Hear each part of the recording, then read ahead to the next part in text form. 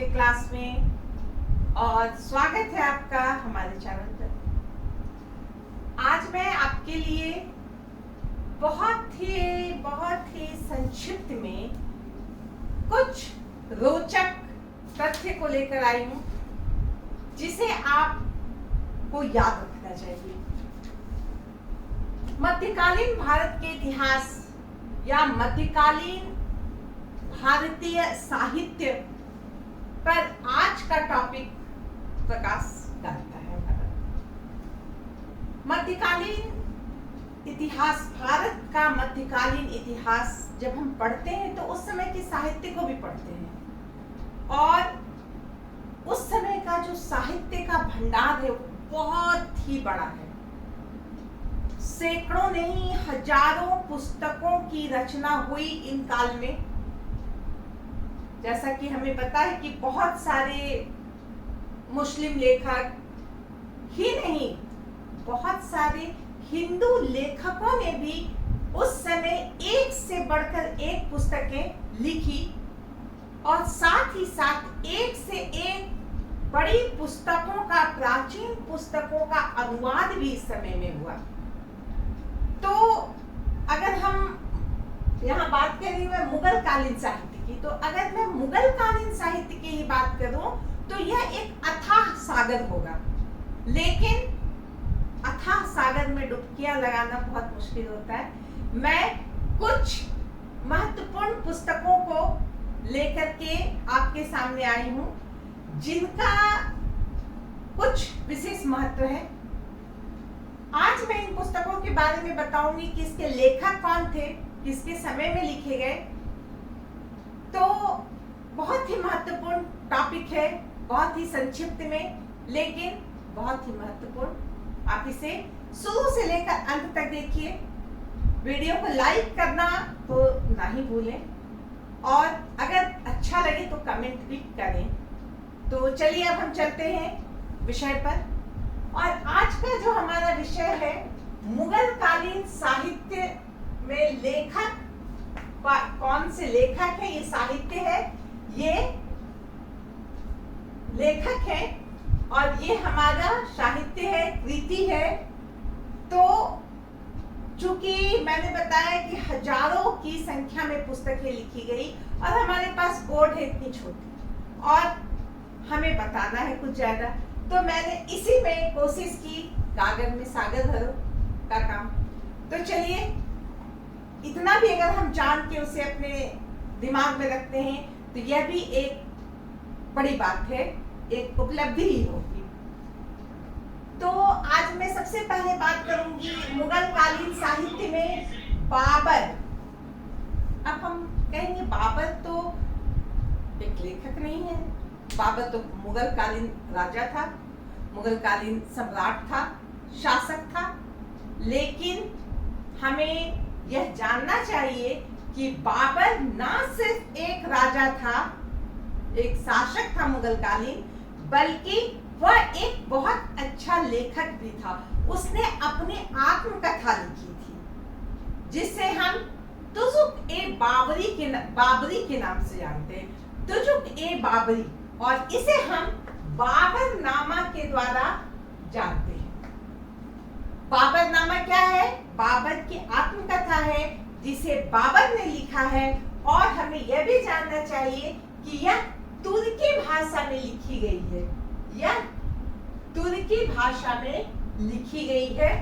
और साथ ही साथ हम क्या देखते हैं, इसे हम प्योर ऐतिहासिक साहित्य के रूप में देख सकते हैं। इसमें जो घटनाएं लिखी गई, जिसका वर्णन हुआ, उसमें तारीख के साथ भौगोलिक स्थिति क्या थी, कहां पर हुआ, ये साथ ही साथ समय, जो कहा जाए समय, घटना का बहुत ही सही तरीके से विवरण दिया हुआ है। और भी लोगों ने आत्मकथा लिखी। तैमूर ने अपनी आत्मकथा लिखी थी, जहांगीर ने अपनी आत्मकथा लिखी, लेकिन बाबर की आत्मकथा जो है वह बहुत ज्यादा ऑथेंटिक है। उसमें अगर हम देखें तो धर्म या आध्यात्म से रिलेटेड बहुत बातें नहीं है, इसमें राजनीति से संबंधित बहुत सारी बातें हैं। तो इस बाबरनामा को फारसी में अब्दुल रहीम खान खाना ने अनुवाद किया था और बहुत सारे भारत के इतिहासकारों ने, साथ ही साथ विदेश के इतिहासकारों ने भी इस पुस्तक की बहुत ही तारीफ की, क्योंकि यह बहुत ही सही तरीके से लिखी गई थी और अगर हम कहें तो मध्यकालीन भारत के इतिहास को जानने का यह एक महत्वपूर्ण स्रोत है। अब हम चलते हैं निजामुद्दीन अहमद, ये एक लेखक हैं। इन्होंने कौन सी पुस्तक लिखी? तबकात-ए-अकबरी। इसने अकबर के समय लिखा, अपनी पुस्तक लिखी और चूंकि इसने अकबर के समय अपनी पुस्तक लिखी तो इसमें अकबर के समय का तो वर्णन होगा ही। यह पुस्तक 2 भागों में बटी हुई है और हम क्या देखते हैं कि पहला भाग में 9 चैप्टर, 9 अध्याय है और इन 9 अध्याय में हम क्या देखते हैं कि 9 जगहों का, 9 क्षेत्रों का विशेष वर्णन किया हुआ है, बिल्कुल ऐतिहासिक वर्णन कहा जाए तो। मालवा, दिल्ली, सिंध, जौनपुर, बिहार, ऐसे 9 क्षेत्र जिसका वर्णन बहुत ही तरीके से किया गया। उसमें दक्कन का भी यानी दक्षिण का भी वर्णन किया गया है। और दूसरे भाग में प्रस्तावना है जिसमें गजनवी शासन के बारे में भी कुछ लिखा गया है।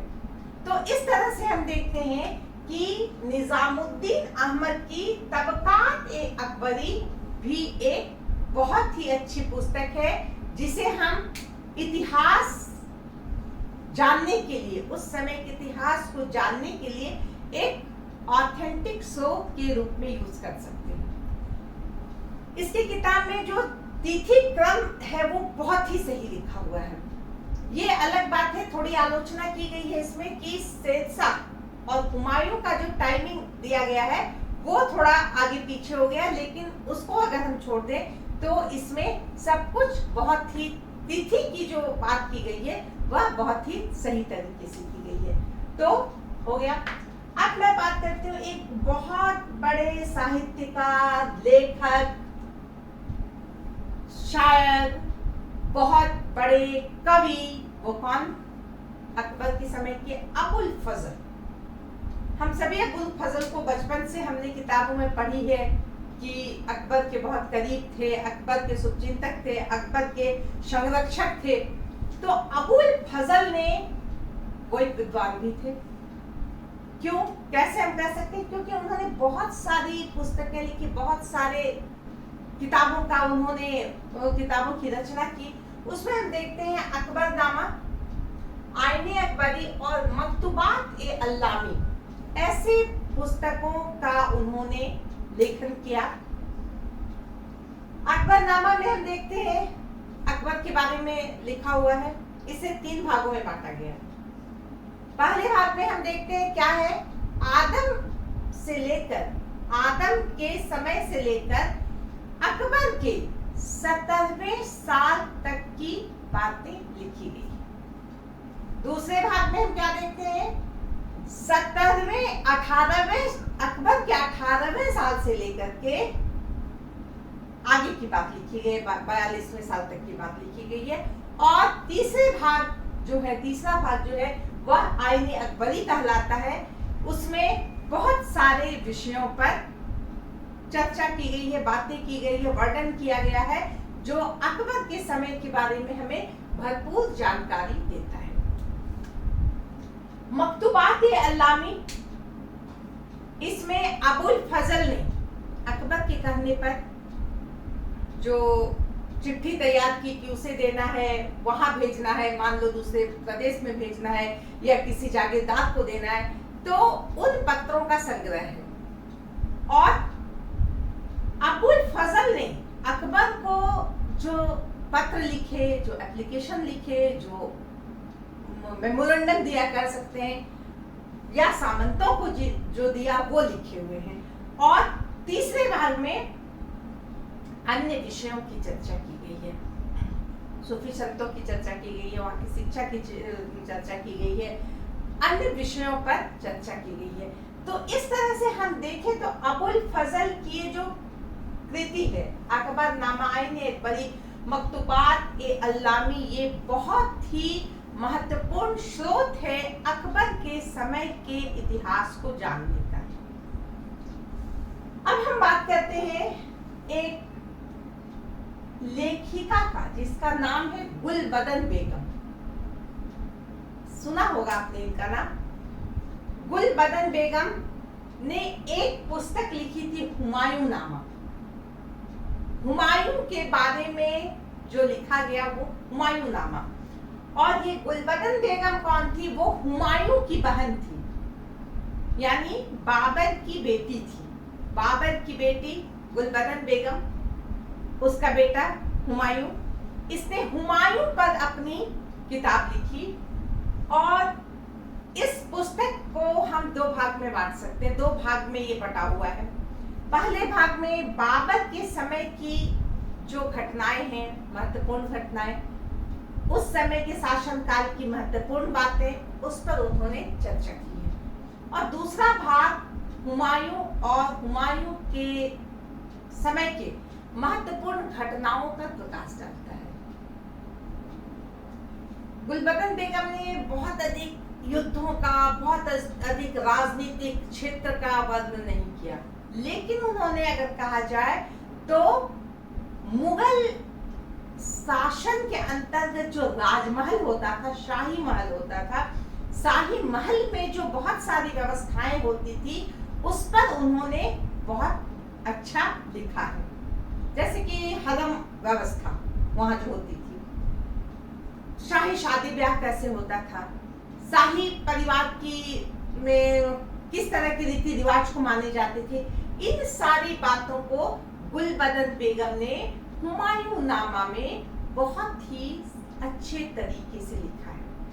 तो हुमायूं नामा की रचना गुलबदन बेगम ने की थी और यह हुमायूं के समय की और साथ ही साथ हम कहें तो बाबर के समय की भी बहुत सारी बातों को हमें बताता है।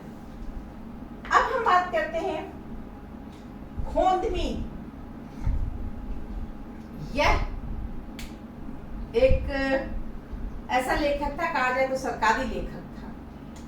कानून हुमायूं उन्होंने पुस्तक लिखी हुमायूं के आदेश पर। तो चूंकि हुमायूं के आदेश पर हुमायूं ने आदेश दिया कि चलो भाई लिखो तुम एक पुस्तक, अभी के समय अभी क्या हो रहा है, हमारे शासनकाल के बारे में लिखो। तो यह एक प्रकार से सरकारी दस्तावेज हम कह सकते हैं। चूंकि यह सरकारी दस्तावेज है, हुमायूं के कहने पर यह पुस्तक लिखी गई थी, तो इस पुस्तक में हम क्या देखते हैं कि हुमायूं को बहुत महामंडित किया गया है।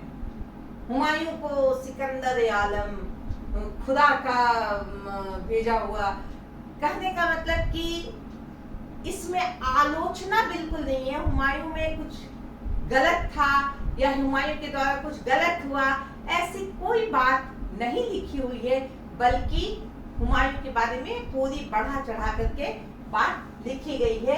लेकिन हमें ये याद रखना चाहिए कि कानून हुमायूं की रचना खोंदमीर ने की थी। अब हम बात करते हैं जौहर आफ्ताबची। ये एक लेखक थे, इन्होंने तज़किरातुल बक़यात लिखा। इसमें अकबर ने आदेश दिया था इनको कि आप एक पुस्तक लिखिए, और यह जौहर आफ्ताबची जो थे वह हुमायूं के साथ थे, हुमायूं के शासनकाल में भी उनके साथ थे। उन्होंने हुमायूं के बारे में भी लिखा, एक भाग में उन्होंने हुमायूं के बारे में लिखा और उससे पहले की भी बातें लिखी, सुबुक्तगीन से लेकर हुमायूं की मृत्यु तक की बात लिखी, और उसके बाद का भी उन्होंने विवरण इस पुस्तक में, अपनी पुस्तक में दिया। तो यह भी एक महत्वपूर्ण पुस्तक है जो हमें हुमायूं के बारे में, उस समय के बारे में बताती है, और साथ ही साथ अकबर के समय के बारे में भी महत्वपूर्ण बातें बताती है कि उस समय की शासन व्यवस्था, कानून कैसा था, वहाँ की सामाजिक व्यवस्था क्या थी, आर्थिक स्थिति का हम कैसे आकलन कर सकते हैं, उसको देखिए, ये सब ये कर सकते हैं। अब हम बात करते हैं अब्दुल कादिर बदायूनी। अब्दुल कादिर बदायूनी एक लेखक थे जिन्होंने मुंतखब उत तवारीख लिखा, और इस पुस्तक में उन्होंने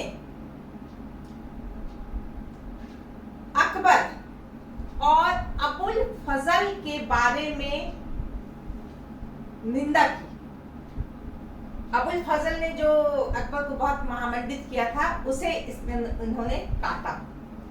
इनके जो ये पुस्तक है, यह धर्म से थोड़ी प्रभावित होती है, लेकिन फिर भी चूंकि सिर्फ अच्छाई तो नहीं हो सकती कहीं। अबुल फजल ने हो सकता है अकबर के शासनकाल में किसी तरह की बुराई नहीं देखी, उन्होंने सिर्फ और सिर्फ अच्छाई लिखी, लेकिन बदायूनी ने लिखी, अब्दुल कादिर बदायूनी ने जो पुस्तक लिखी, उसमें अकबर के काल की बहुत सारी जो डिमेरिट है उस पर हम ध्यान दे सकते हैं, उसको हम जान सकते हैं। अब बात करते हैं, यहां तक तो मैं बात करी थी अकबर की। अकबर के बाद बात होती है जहांगीर की। तो जहांगीर ने अपनी एक पुस्तक लिखी थी, तुजुक ए जहांगीरी। यह भी एक आत्मकथा थी, और इसमें जहांगीर ने अपने समय के बारे में लिखा, अपने बारे में लिखा। यह एक आत्मकथा है। सवाल आ सकता है कि तुजुक ए जहांगीरी की रचना किसने की थी, और तुजुक ए जहांगीरी की रचना जहांगीर ने की थी। उन्होंने अपनी आत्मकथा लिखी थी फारसी भाषा में। अब हम बात करते हैं शाहजहां की। जहांगीर के बाद शाहजहां की। तो शाहजहां के समय में 2 या 3 बादशाहनामा नाम की पुस्तक लिखी गई, 3, और तीनों जो पुस्तक है बादशाहनामा बहुत ही महत्वपूर्ण है। पहला है मोहम्मद अमीन कजवीनी के द्वारा लिखी हुई। इसे शाहजहां ने आदेश दिया था अपने शासनकाल के 8वें साल में कि तुम एक इतिहास लिखो, हमारे समय का एक विवरण लिखो, जिसे कजवीनी ने लिखा, और शाहजहां के शासन के 20वें साल में प्रस्तुत किया कि ये है आपके समय का विवरण। तो इस तरह से हम देखते हैं कि यह भी एक प्रकार का सरकारी दस्तावेज जैसा हम इसे कह सकते हैं। दूसरा जो एक बहुत ही महत्वपूर्ण है, अब्दुल हमीद लाहौरी का बादशाहनामा। यह अलग स्थान रखता है। इसने बहुत लंबे समय का इतिहास, किसके समय का, शाहजहां के काल का इतिहास, 20 वर्षों के इतिहास को इसने लिखा लाहौरी ने, और इसमें शाहजहां के समय के हर क्षेत्र के बारे में इसने विवरण दिया। इनके बाद इनके एक शिष्य मोहम्मद वारिश ने जो इनका बचा हुआ काम था उसे पूरा किया, वह भी बादशाहनामा कहलाता है। तो इस तरह से हमें याद रखना चाहिए कि ये अमीन कजवीनी को शाहजहां के द्वारा लिखवाया गया था, लाहौरी ने खुद लिखा शाहजहां के समय में। और अब मैं बात करूंगी सादिक खां। यह एक लेखक थे, इन्होंने तारीख ए शाहजहानी लिखी। तारीख ए शाहजहानी, ये सादिक खां एक बहुत बड़े मनसबदार थे और शाहजहां के बहुत ही करीब थे। इन्होंने शाहजहां के काल का लंबा समय का इतिहास लिखा। जब तक शाहजहां औरंगजेब के द्वारा बंदी नहीं बना लिया गया, तब तक का इतिहास मोहम्मद सादिक ने लिखा। मोहम्मद सादिक उनके इतने करीबी थे कि जब आगरा पर आक्रमण हुआ तो इन्होंने राजदूत की भूमिका के रूप में वहां पर अपनी भूमिका पेश की, और जब उन्हें बंदी बना लिया गया तो उसके बाद उन्होंने इतिहास लिखना बंद कर दिया शाहजहां पर। उन्होंने कुछ भी नहीं लिखा। उनका कहना था कि अगर मैं बंदी अपने राजा के बारे में लिखता हूँ तो ये उनका तौहीन होगा। तो इस तरह सादिक खान ने तारीख ए शाहजहानी नाम की पुस्तक लिखी। अब हम बात करते हैं औरंगजेब की। औरंगजेब के समय आलमगीर नामा नाम की पुस्तक लिखी गई, जिसे काजिम सिराजी नाम के व्यक्ति ने लिखा। काजिम सिराजी। और इन्होंने औरंगजेब को बहुत अधिक सराहा, बहुत अधिक गुणगान किया, शाहजहां की बुराई की।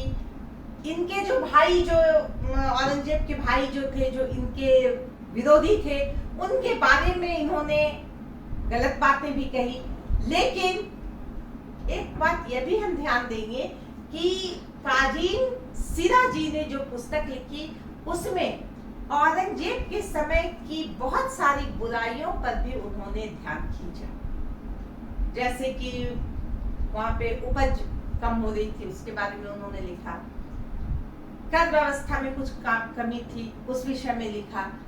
जो कमियां थी उस पर भी काजिम सिराजी ने चर्चा की। यह बात औरंगजेब को अच्छी नहीं लगी और कहा जाता है कि उन्होंने इतिहास लेखन पर प्रतिबंध ही लगा दिया था। तो इस तरह से हम देखते हैं कि आलमगीरनामा औरंगजेब के समय के बारे में हमें बताता है और एक बहुत ही महत्वपूर्ण स्रोत है हमारे लिए। अब हम बात करते हैं एक ईश्वरदास नागर की एक पुस्तक है, फुतुहात ए आलमगीरी।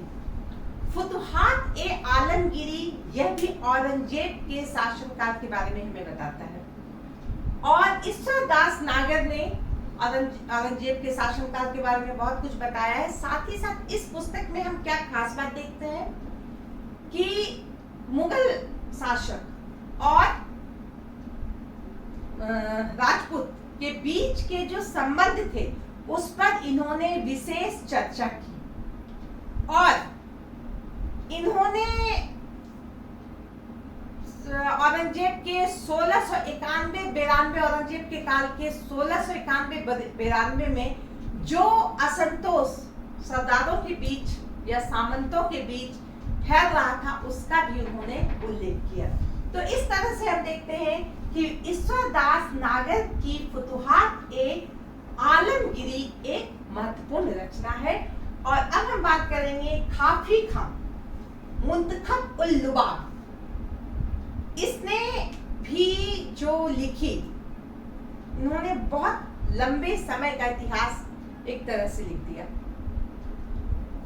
तो इस तरह से हम कह सकते हैं कि ये जो पुस्तकें हैं मैंने चुन चुनकर जिसे आपके सामने प्रस्तुत किया, यह एक महत्वपूर्ण पुस्तक है जो मुगल काल के इतिहास को जानने का एक महत्वपूर्ण स्रोत है। और साथ ही साथ इन पुस्तकों में कुछ खास विशेषताएं हैं। जैसे कि ये बात अक्सर सवाल आता है कि बाबर ने बाबरनामा किस भाषा में लिखी। तो ऐसी ऐसी बातें, अबुल फजल ने अकबरनामा फारसी भाषा में लिखी। तो इस तरह से उस समय तो वो उर्दू फारसी चलती थी, लेकिन यह एक खास बात है कि बाबरनामा ने तुर्की में अपनी आत्मकथा जो है वह लिखी थी। तो आज मैं ये क्लास यहीं समाप्त करती हूँ। इसे आप ध्यान से देखें। धन्यवाद।